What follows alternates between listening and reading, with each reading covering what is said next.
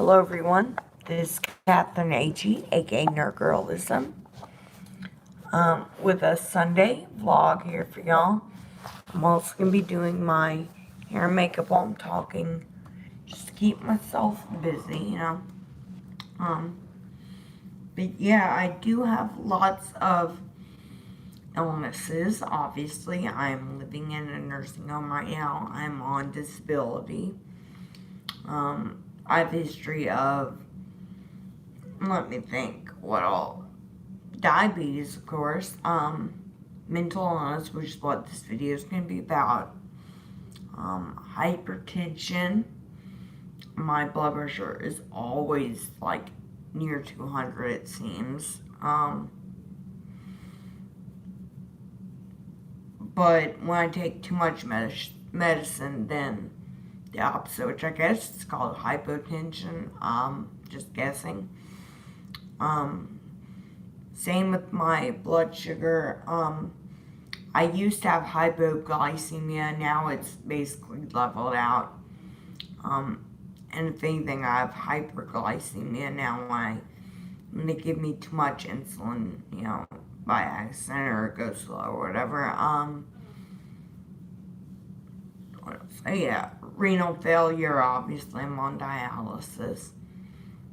Last time the doctors told me was almost a year and a half ago, and I had like 11% of kidney function left. What sucks is as long as I stay in nursing home, I'm not eligible for a transplant, which sucks, but transplants take like a long time to be approved for anyway, so it's just a huge process. Did I say I was visually impaired? I don't know if I did yet. I'm fully blind in this eye. I'm maybe 10% vision out of this eye on a good day. Usually it's less than that. It's gotten worse over time.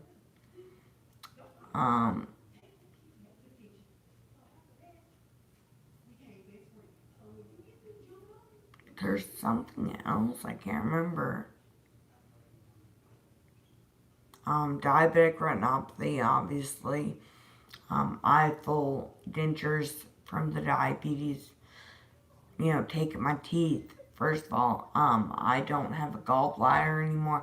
Yeah, gastroparesis, that's what I say. I need to make a video on that too, so y'all know how that affects me. It probably affects different people differently, but how it affects me and what I eat now to try and keep it under control, and the medicines I take, stuff like that. Well, yes? Are you through? No. Okay. Try to finish. Okay.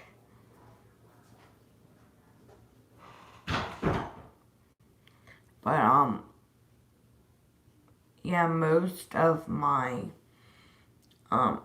diseases are products of uncontrolled diabetes. When I was younger, I was just kind of rebellious and didn't care, and my parents, honestly, were not much help. My mom suffered a stroke in 2001 that kind of incapacitated her. She could do simple things, but like she couldn't really drive or cook or do anything like that anymore. So she spent most of her time just sitting and watching TV.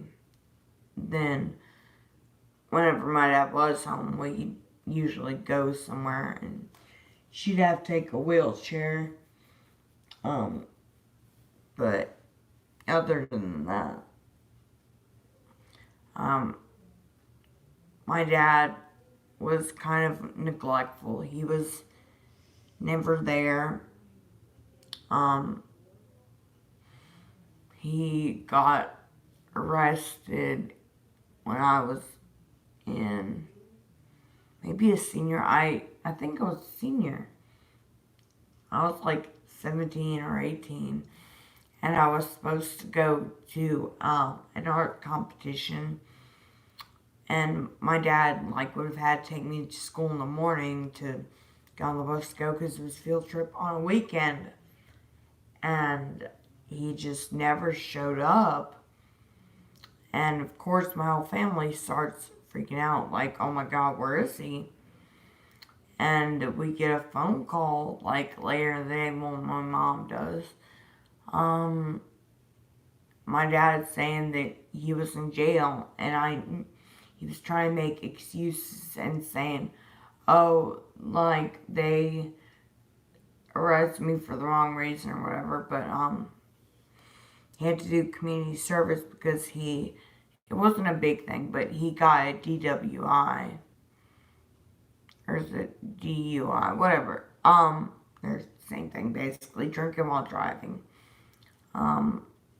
so he had to spend the night in jail, but I will never forget that because that art competition field trip was really important to me because I had the best art I think I've ever done in the competition, and he just never showed up. If I'd known, or if he'd called earlier or whatever, like, I seriously would have gotten a cab or something. That's how important it was to me to get there. But I just waited and he never showed up. So, yeah, and it wasn't this bad at first, but as I got older, like, there was always beer in the fridge and stuff. And, of course, like, I would never touch it and stuff. I saw the effects of what it was doing to my dad. Excuse me. He'd already, like, been, kind of a workaholic when I was a kid anyways. And then, my mom having a stroke just pushed him more to be, like, absent from the household. And when he was there, he would either be pretty nice slash ambivalent. Like, he would always take me and my friends places if we need to go somewhere to, like, to hang out or whatever. The movies, plays like that. Or he would just be really mean. And, me and my sister would try and avoid him because it was just easier not to deal with him being so mean. Like, he was never there to parent, and we would not do anything, like, bad to rebel or whatever, even though we could have. But he would find the, like, tiniest things to get mad at us about. I don't know why. Like, if you never are home to see your kids, like, I would just not even bother getting upset. But he would get upset about just regular teenage things like cleaning our room. He would get, like, have a major blowout about it. And this whole time, ever since my mom had her stroke, I knew, because I was very, very, very computer savvy at the time. Now I'm kind of behind, but when I was a kid, so I knew my dad was going online and cheating on my mom. And I know it's supposed to be about my mental illness, but this, I guess, adds to it.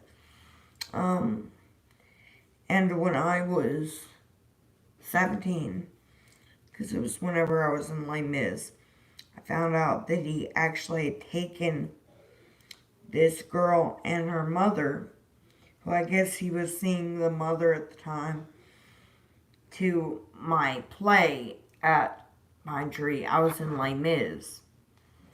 And I knew this because actually, online at least, I didn't really say this to anyone in my family or anything, but, I identified as pansexual. So,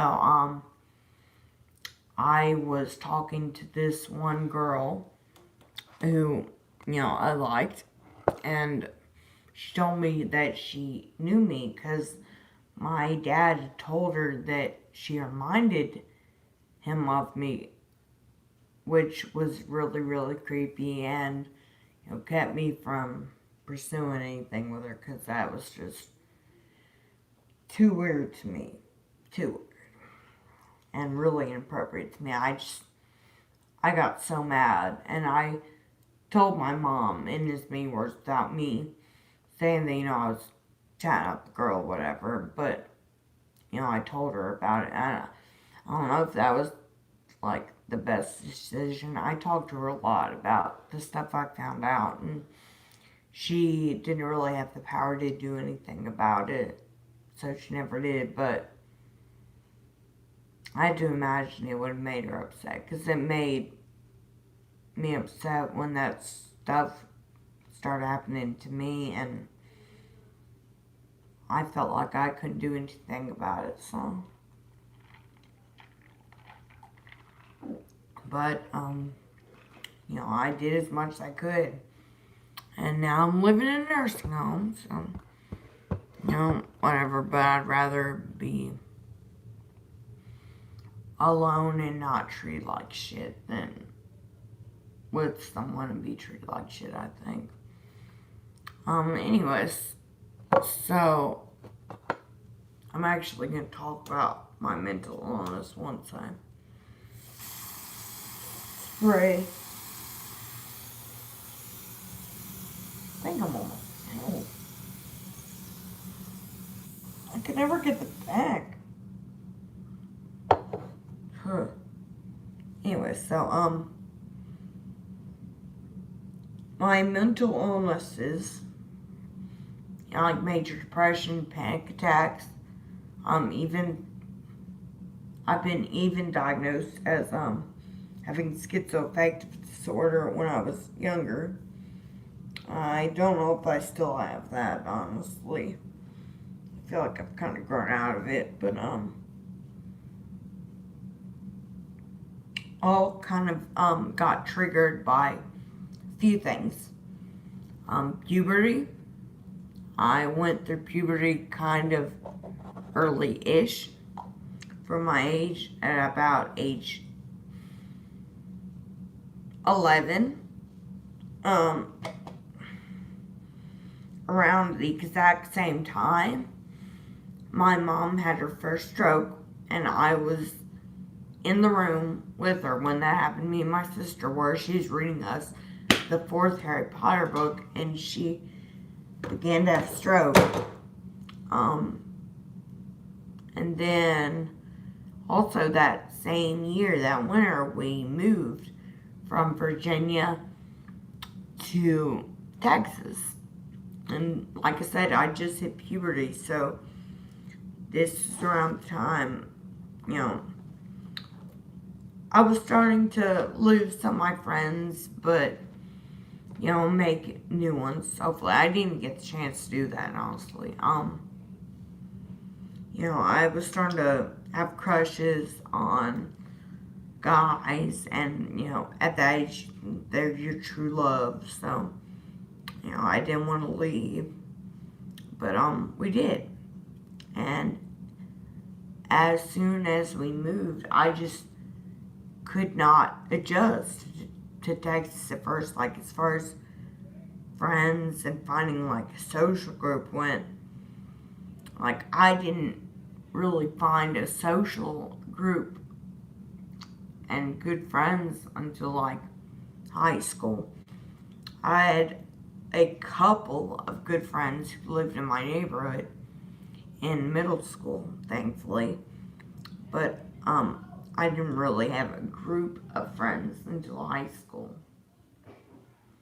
Like, at the first day of my sophomore year, I think. I don't know. I think it was my sophomore year. Yeah. But I would have, like these outbursts all the time. I didn't know at the time that my dad also suffered from depression, so part of it's genetic, and my mom was on antidepressants after her stroke. I don't think she had depression until then, but I was crying all the time, having fits, not wanting to go to school, and I didn't know why. And my dad told me it was because I had depression. So I started going to therapists, and like they didn't really help that much, to be honest. Basically they were just telling me to deal with the problems. Yes? Mm-hmm. Thank you. You're welcome. Mm-hmm. So, yeah, the therapist really didn't do that much good.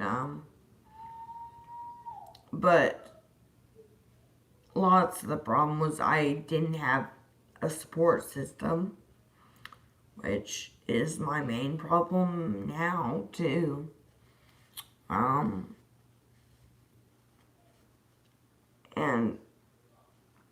like, I was really confused because I had a very hard time accepting that some people just don't like you. Like, some people just don't want to be your friend. But I think eventually, as I got older, I was able to deal with those problems a lot. Right now, I'm currently on Zoloft and Xanax to help with my panic attacks and my depression. I've been on many different kinds of antidepressants, but I was on Zoloft when I was a teenager. It didn't really help, but nowadays, like, I guess it helps. I really don't know. The Xanax helps me more, I think, with the depression that comes along with having chronic pain, being blind, etc. Because these are like legitimate problems. Like before, I feel like before when I had depression, now it seems like ridiculous to me. And like I wish I didn't. I wish I'd just been able to get through it, because like the problems I have now are so much more legitimate and so much worse. But I guess back then they were legitimate as well. It just seems worse to me now that I have these chronic problems.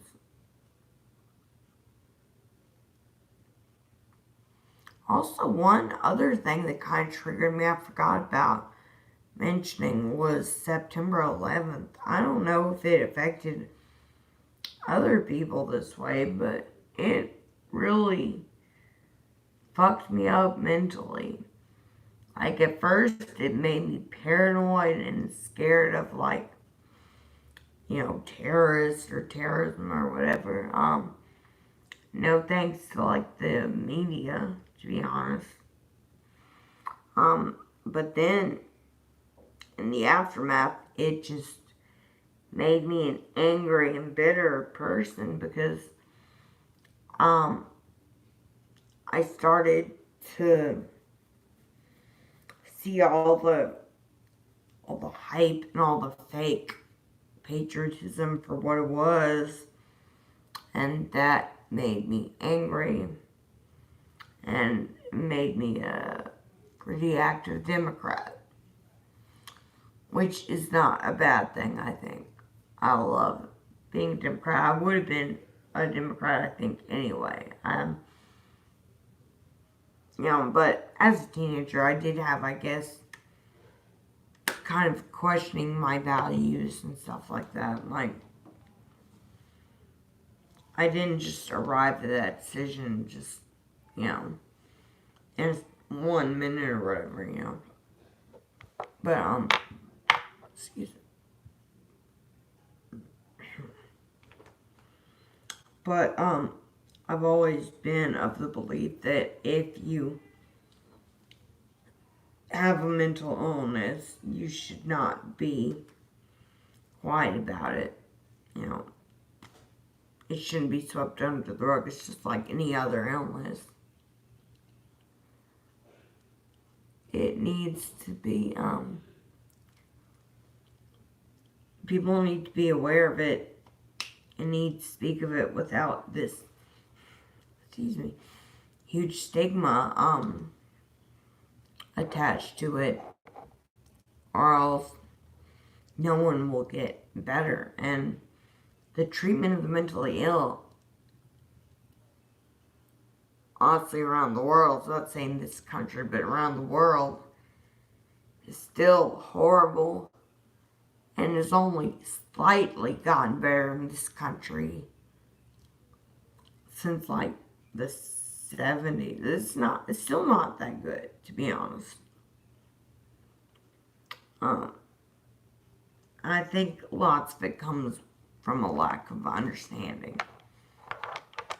Like I said, it's gotten a little bit better than it used to be. Even me just like experiencing through my life, but and seeing documentaries and stuff about how bad it used to be. So knowing that, even like I've taken different courses. Like I took a sociology. It was a social problems course in college.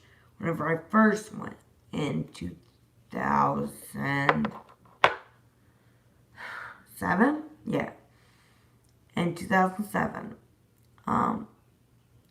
and we actually went on a field trip to Dallas to this closed mental health institution and to a modern mental institution that was a criminal mental institution. So we couldn't go to like many parts of the place, but I remember the closed one we went to was just like, it was just gross. It was like tiny rooms with beds. It looked like it wasn't taken care of. It was just horrible. It looked like a jail.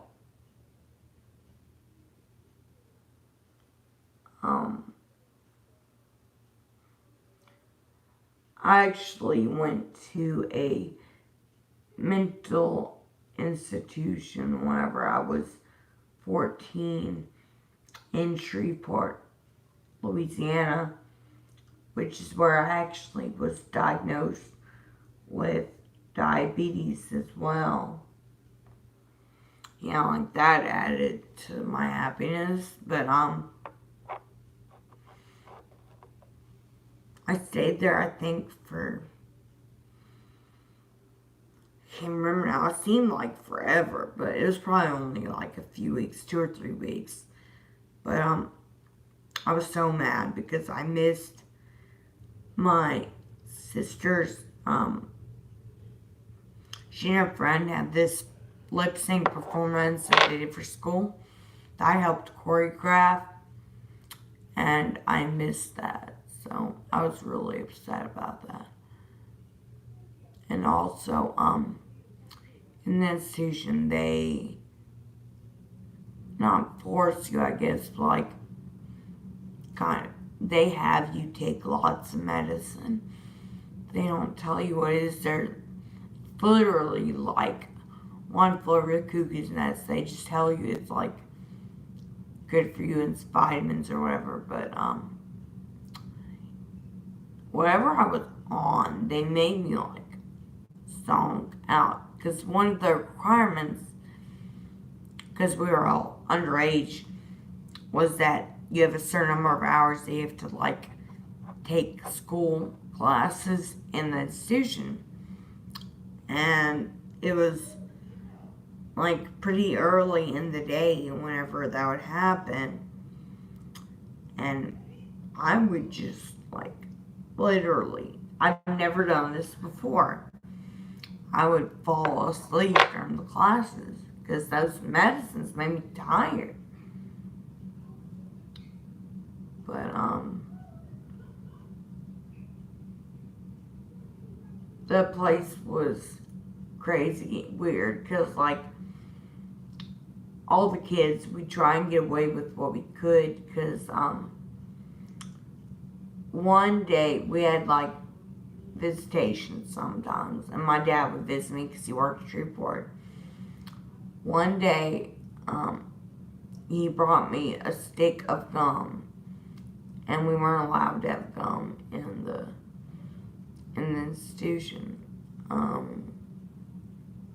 So he brought me a stick of gum, and I chewed it. And then once I went and told everybody that my dad had given me a stick of gum, they were all so desperate, and the piece of gum was already chewed, that they, like, took bits off my chewed gum and, you know, had some gum for themselves. I was willing to share it, you know, but, like, that was how desperate we felt there. Like, we just wanted to be treated, you know, like, humans. You know, most of us didn't understand the kind of institutionalized way of living. So, yeah. You know, maybe I'll talk some more about my depression and my experiences with being mentally ill later, but, I think this has been a pretty good start to this video series. Maybe I could talk more about my other illnesses as well on Sundays. So I hope y'all enjoyed this video. Please like, comment, and subscribe to my channel. And like my page, Nerdgirlism, on Facebook. And if you want, send me a friend request. Thank y'all so much for watching.